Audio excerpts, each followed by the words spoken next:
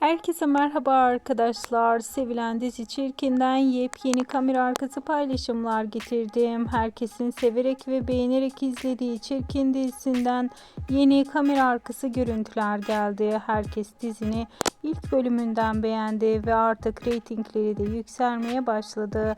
İşte sevilen oyuncuların samimi ortamdan olan kamera arkası paylaşımları videomuzda.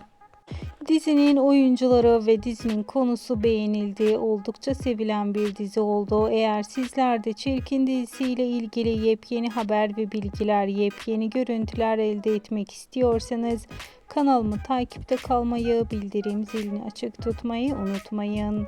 Bir sonraki videolarımızda görüşmek üzere. Hoşça kalın.